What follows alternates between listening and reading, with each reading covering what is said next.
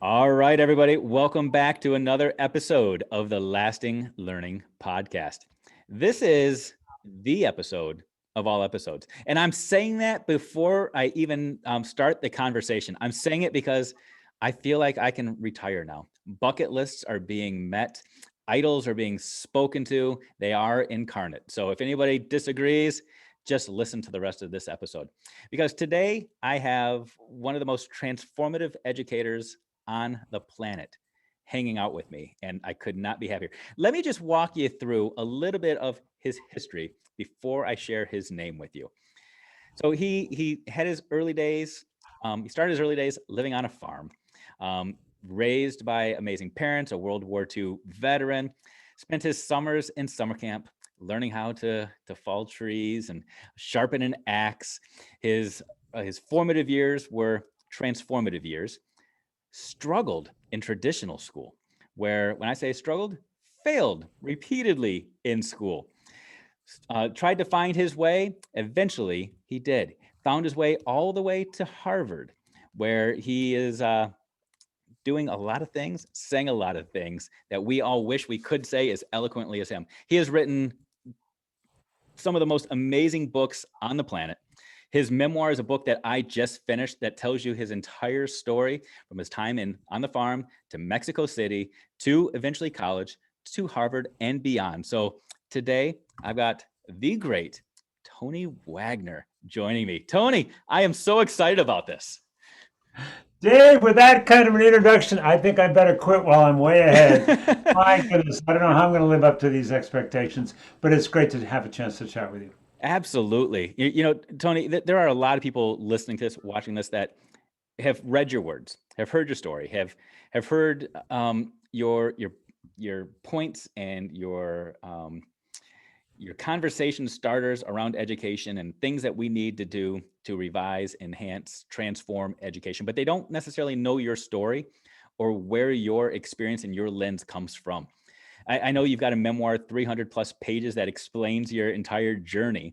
But do you mind just kind of taking us on that journey yourself right now, from Yeah. your time on the farm to summer school to your 12 plus years and K-12 education and the rest? Phew. Yeah, there's a All big that question in for you. just a half an hour, huh? Let's do it. Well, let me just backtrack just a tiny bit about the genesis of my memoir, Learning by Heart and Unconventional Education. I have written 6 argument-based books about education, Mm, which you allude to, and I really felt I had no new arguments to make, but I had stories to tell. And I specifically had never told the story of how I became mission driven in terms of wanting to transform education. So that was a goal, what I set out to accomplish with Learning by Heart. Because in fact, unlike many people who choose education, I was never good at school. In fact, I hated school. I was bored out of my mind. Learned to love to read at an early age, found all kinds of informal ways of learning that I enjoyed. You mentioned the summer camp where I studied with a genuine Cherokee Indian and did Native American dance and culture, and studied with an expert in axemanship and earned the equivalent of a merit badge. But as far as school went, just didn't happen for me. In fact, I was asked to leave my middle school. I then, in my senior year, in a very second-rate, all-boys, semi-militaristic boarding school, I left. I hated it, couldn't stand it. And then went to college, dropped out very promptly. 3 months later, tried a second college. And the story I tell of that is kind of interesting. Now it's 1965. I'm beginning to be involved in the civil rights movement. I'm beginning to be involved in the peace movement. And this is in Richmond, Virginia, mind you. mm, And the dean of students calls me into his office. And this huge magisterial office with all these great portraits on the walls of famous Confederate soldiers and so on. And he says, son, he's twiddling his thumbs, leaning back in his chair.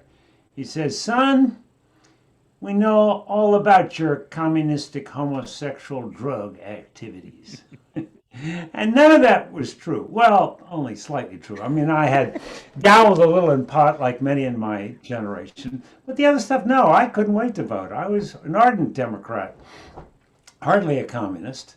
And I was living with a woman at the time, so homosexuality was kind of out of the question for me.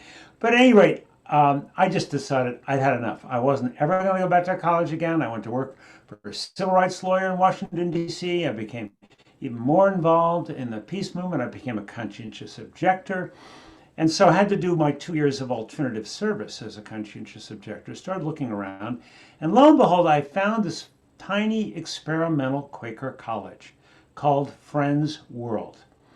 And applied to be a student because what so excited me about the college was you studied social problems. No grades, no formal classes, and you got to travel to different parts of the world to study problems. So, and then I discovered I could actually also do my alternative service there, my 2 years of civilian work. So I spent really 3 amazing years at Friends World, including living for a year in Mexico, studying there, kind of immersing myself in Mexican culture, learning all about the Mexican muralists, whom I revere to this day. And finally, kind of salvaging my own education in a semi-formal sense. Again, no grades, but I had really learned to study for myself. I'd learned to sort of take issues seriously and research them, think critically. Well, now what? Well, along the way, I had met a disciple of of Mohandas Gandhi's, Narayan Desai. And, being the hubristic young kid that I was, I had a little bit of time with he and a couple of other people. And I said, so, Mr. Desai, what is your definition of revolution? And he said, revolution is the dynamic process of changing individual virtues into social values. And suddenly it dawned on me, well, I'll teach. I loved writing. I thought I'd want to be a novelist someday. That's a whole other story. But at any rate, I just thought, well, that kind of puts me, gives me a sense of purpose, a sense of mission, and maybe I can try to make my classrooms different than the ones I experienced as a learner. That led me to apply to the Harvard Master of Arts in Teaching program. They had never seen a transcript like mine, Dave. Believe me. No grades, this crazy stuff about studying social problems. But in fact, I think it's precisely because they hadn't seen a transcript like that, they accepted me. And, lo and behold, I discovered I actually could do quite well on formal schooling, aced all of my classes at Harvard, even all of the education ones, which were incredibly boring and did in no way prepare me to be a teacher. And so then I launched on what I think of as my first career. I spent 12 years teaching high school English and social studies, first in a public alternative school for at-risk kids, then in a private school, in fact, where Chelsea Clinton went, where Obama kids went. And so try to tell the story of how I struggled to become a different kind of teacher, to become the kind of teacher I wished I'd had. And so the story went from there. But that's kind of the gist of the kind of first part of my life. Should be enough to get us going. No, that's great. And for what it's worth, your memoir does read like a novel. I think if people that don't know you will read it and almost feel as though they're going along this fanciful journey of a character who is reaching epiphany after epiphany after epiphany at these crossroads of their life.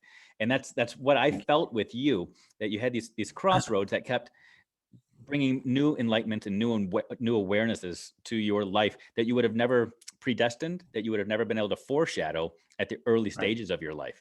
Thinking about, again, your childhood on a farm, and then going away to boarding school, a father who's a World War II veteran. I don't think anybody back in those days would have predicted that you would have had a career advocating for the advancement of education. When you look back on your life, it was moment after moment, that layer upon layer. Was there a central crossroad that would have sent your life a completely different direction had it not happened? Was it Friend World? Was it time in Mexico City? Was it, where was it? Well, it really was Friends World, because by the time I dropped out of college for the second time, I thought I was done. Mhm. I thought, there's no way I'm ever going to college again. There's no college I could ever imagine wanting to go to again.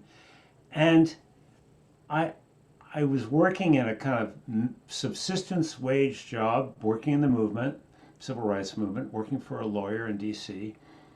And I just felt like, I don't know where I'm going. I mean, the work I'm doing is interesting, meaningful, I'm learning something, but 75 bucks a week plus room and board, I didn't go very far. And so I honestly thought I had reached what potentially seemed like a dead end. Mm. And had I not discovered Friend's World and the completely different kind of learning experience it represented, I don't know where I'd be right now, Dave. I really don't. And of course, through Friend's World, I discovered the whole progressive education movement because Friend's World was founded by a Deweyite, a disciple of John Dewey's, Morris Mitchell. And through Mitchell, I learned about Dewey. So it led me to a kind of an ever broadening world of learning and thinking that might never have happened had there not been a Friend's World. But yet, would you agree that throughout your life you've always had this innate sense of being an activist? There's always a cause that you are trying to amplify and pursue and bring to the surface, whether it was back in the 60s or even the 80s or today. Do you feel like you're always taking the torch and lighting it to bring about a change? I don't know about the torch or pushing it, but I think I'm to some extent a product of the 60s, Sure. or even going back to the late 50s. The world around me just made no sense, Dave. Hmm. I grew up in rural Maryland, and then we moved to the Maryland suburbs of Baltimore, and I saw racism, experienced it firsthand, and people who just were oblivious. Mm. And I grew up with a little bit of privilege that just the world made no sense to me, Dave. I remember, the Cuban Missile Crisis in '63 and thinking, my God, we're going to all get blown off the face of the earth. Is this world insane? And then the Kennedy assassination, and then the King assassination. It was kind of one trauma after the next that made me feel, and again, a product of my age, that had to be mission driven, had to in some way devote my life to trying to make things a little bit better. And I chose education as my domain. And within education, I think that's even a big overarching umbrella. When we say transforming education, it feels like, it seems like right now in the world of education, there are a lot of people amplifying their voices. Seems like everybody is writing books. Everybody's got a podcast. Everybody is trumping up their own thoughts, their own way of doing things. I feel like you're different. I feel like you're not trying to amplify Tony Wagner. You are doing an amazing job of trying to transform practices, ideas, methodologies, and mindsets. And you've got some of these things interwoven in your story, that you tell again in this amazing memoir. One of them deals with the idea of persistence, the idea that persistence is a value, it's a skill set that students need more than necessarily even the pursuit of passions, that they need to have persistence. Can you expound on that a little bit? Because I think it's a Yeah. powerful thought. Well, first of all, thank you for that very generous compliment. I do agree that I think a lot of people kind of write or speak to hear their own voices. And I'm a little impatient with that. And in fact, I really wrote the memoir quite deliberately, ending it at the beginning of what many people would call my successes, right? Mhm, Before I'd mhm. ever written a single book, before I'd ever gone on past graduate school, past the doctoral program.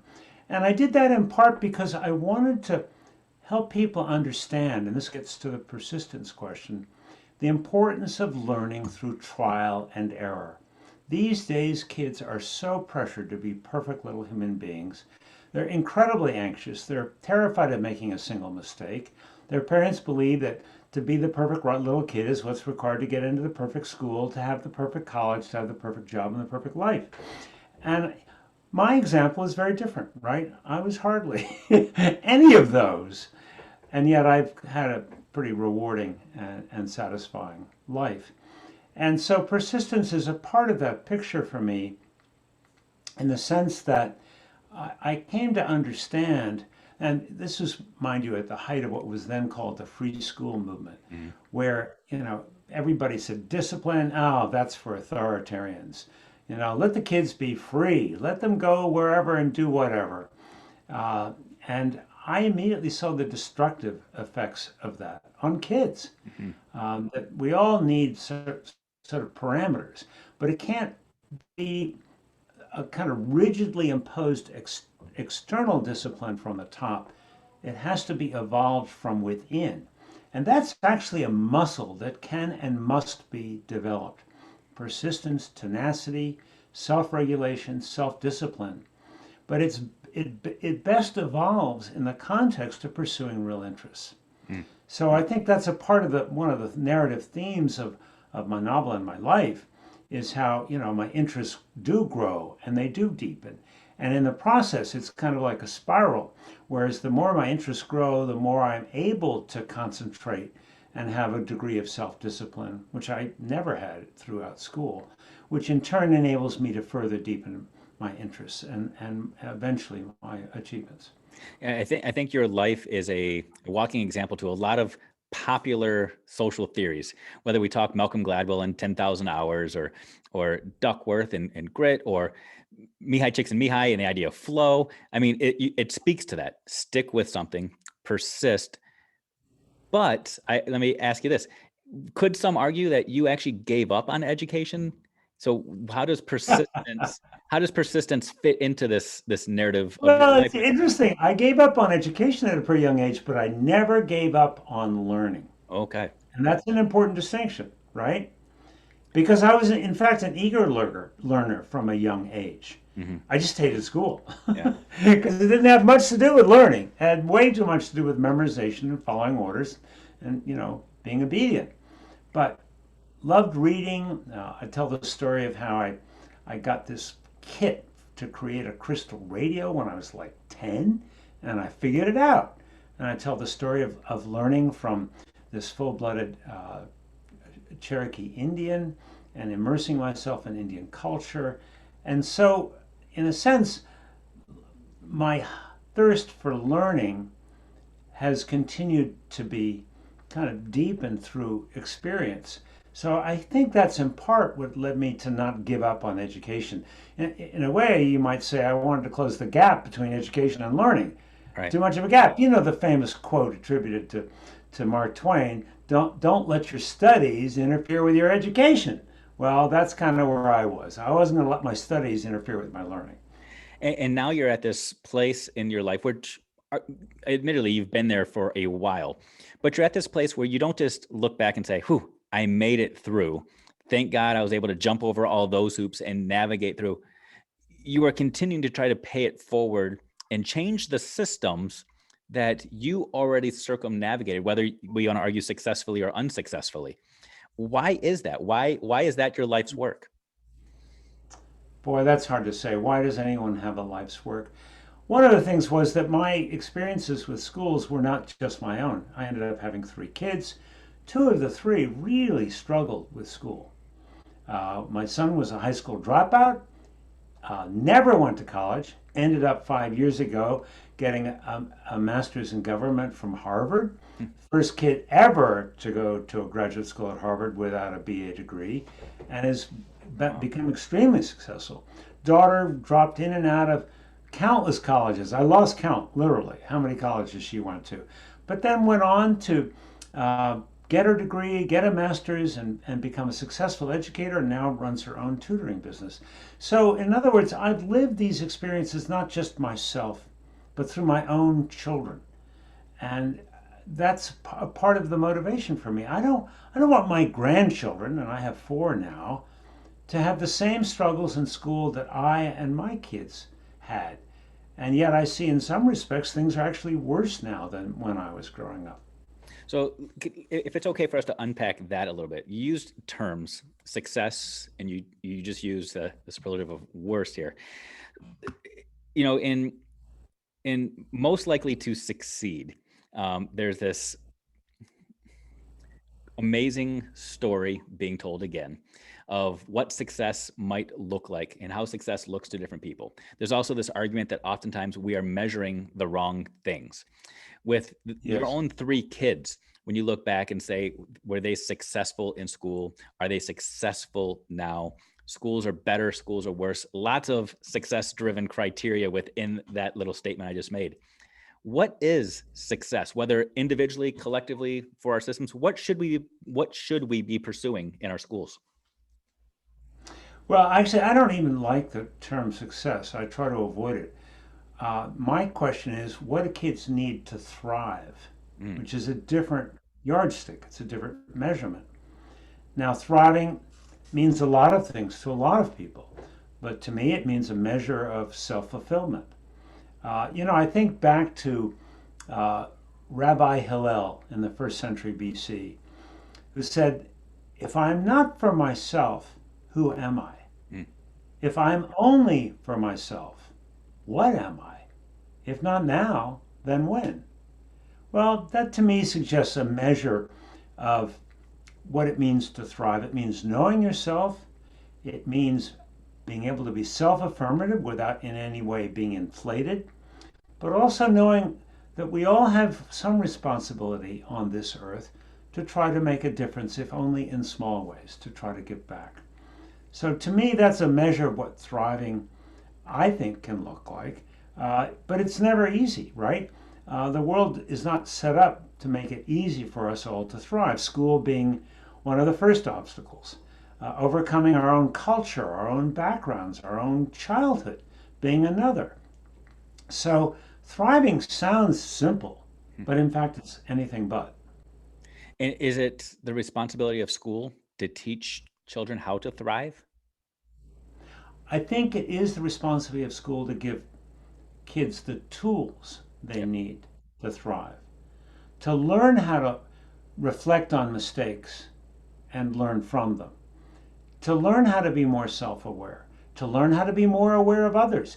Along the way, started reading books, very kind of complicated books about education to try to justify my own approaches to teaching, which were largely intuitive and experiential. And I started reading the work of Jean Piaget, the Swiss developmental psychologist. And I came across a definition of education that he offered that has always stayed with me. And maybe it's a good definition of what schools need to help us thrive.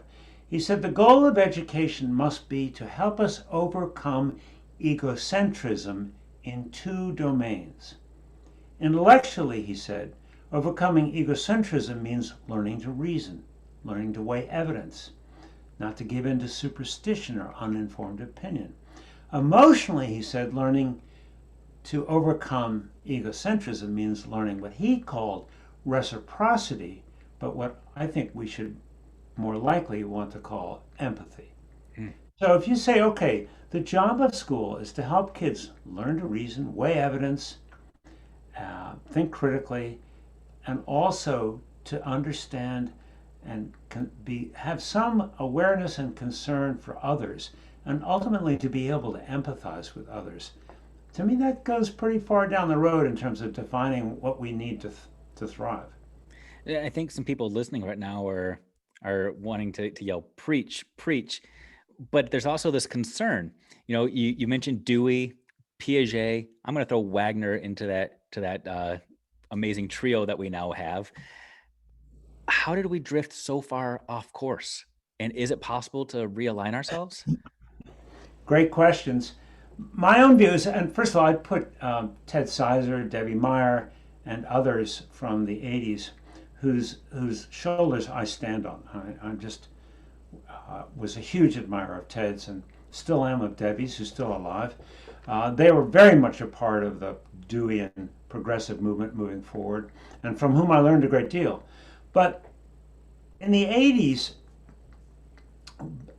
we became increasingly aware that we in education were not paying sufficient attention to data.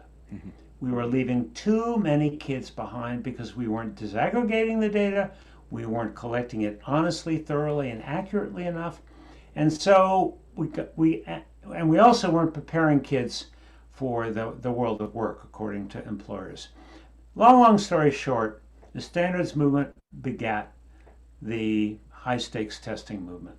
And I think into the 90s, what happened was we developed very high stakes tests that, first of all, tell us absolutely nothing about college, work, or citizenship readiness in the 21st century, but much worse, began to seriously distort the purpose of education. The purpose of education, understandably, for far too many teachers today, is getting kids to pass these damn tests, to get the accountability folks off their necks. Purpose of education for kids and parents today is to get high test scores so they can go to the perfect college. So I think we've become a kind of hyper, kind of test-driven education system, and along the way we've lost the sense of what are the humanistic aspirations and goals of education, other than a high test score. Yeah, and I don't know if this is just an altruistic view of this, but it reminds me of a conversation I just had with somebody yesterday when we were talking about it's great to have goals, but if your goals lead you astray from your ultimate vision, what's the point? I think here in the States, we have a lot of goals. We want our students to be proficient in reading and proficient in mathematics. But then when we start forcing all kids to take algebra 2 and calculus at the expense of X, Y, or Z, or to read certain texts at the expense of X, Y, or Z, all because we've created some arbitrary measure, some arbitrary goal, we've lost sight of that vision of how we define success or what it is we want of our children and our future adults to be. Is it as simple as realigning that and bringing people back to that vision? Well, I think proficiency matters, and I think we're never going to return to a time where we have zero accountability, and we shouldn't. We've got far too many kids who are being left behind, but that's more a consequence of poverty than it is of the education system. Let's be clear about that. Nevertheless, I think we should be accountable for making sure every single kid in our classrooms makes progress through the year. But back to your question, I think proficiency is an inadequate goal. Content and basic skills, academic content and basic skills matter, but in the 21st century, I argue motivation matters most. Because if you're self-motivated, you will continuously acquire new content knowledge and new skills throughout your life, which I think is a prerequisite for thriving in the 21st century or even surviving. So to me, the question is expanding, again, the idea of, first of all, what should all high school graduates know and be able to do and be like? Secondly, what is the aim of education? Is it simply, again, a kind of minimal measure of proficiency on a test? I just think that that's kind of utterly thin gruel for our democracy. Agreed. And I know there are literally thousands of other topics that I would love to sit down and talk to you about, from literally all of your books and global achievement. I don't know if you can even see over my shoulder, Global Achievement Gap sitting over there, your memoir over here. I mean, I'm surrounded by you. I keep those on my shoulder. Like, I don't want to say the devil and the angel, but in reality, well, my condolences. But they motivate and inspire a lot of good conversations and a lot of good thoughts. And I think we often have taboo topics in education. We say, we don't want to talk about that. We don't want to stir the pot. You're one, I think, that through research and data and your own anecdotal life experiences, you are able to stir it a little bit and have people start the conversations that matter. And I really do appreciate that about you. I'm wondering, though, as we start to wrap this up, if you had the opportunity to stir the pot or to drop the mic and have people just look at you and say, oh, yeah, that's what Tony wants us to think about or to remember or to pursue, what would that thing be? I do think that the challenge we have now today is to fundamentally rethink the education profession and how we best prepare educators along the lines of the themes I've already mentioned, but I want to talk about two specific additional things. One is that I think we educators need to advocate for accountability 2.0.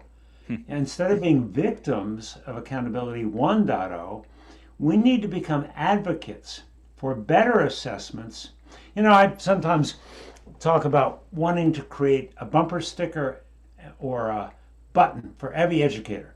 And it would say, I'm an educator. Hold me accountable for what matters most. Mm. We're far often too reactive to the education debate. We're not proactive enough. We're not going to our professional associations and insisting that they develop an accountability 2.0 plan. And so, unless until we have that, I don't think we'll ever be freed from the yoke of what I think is a very regressive accountability system. And along with that, a part of accountability 2.0 is transforming the highly isolated nature of the teaching profession. Isolation is the enemy of improvement, the enemy of innovation. One reason we have so little innovation in our classrooms today is because we teachers are so isolated. So along the way, I've come to very deeply believe that we must create communities of practice within the profession that learn to study and solve problems of practice. And that, a PLC for an hour a week is not going to cut it. So there are profound structural changes needed in the classroom, which enable us to be far more team-based, that I think are prerequisites for moving the profession forward once we're freed from the yoke of a regressive accountability system. Boom. And that delivered it right there. When I say drop the mic and make people think, that was it. It was practical. You didn't just give us theory and truly tell us to just abandon and start over. You gave us actionable steps, both on the personal level. Get yourself connected. If you're not connected right now in this age, that's on you. So get yourself connected, continue to grow and have those conversations. That's point one. And point two is, if you argue for less accountability, nobody will listen. There's not a politician out there that will say, yes, let's go with less accountability. It's let's hold ourselves accountable for what matters most. And now let's define that. I love that. So good and so meaningful. Tony, That was a great question. I know I told you this before we started recording, and I've been saying it ad nauseum, but I really, truly appreciate you taking time to speak to me, to share your message, continuing to put words out there that will change individual lives, change destinies, and transform education for the better. You are absolutely incredible, and carving out time from your crazy busy schedule just to talk to little old me means the world. So I appreciate that. You're very kind, Dave, and you ask wonderful questions. You're a terrific interviewer, so you made it very easy and fun for me.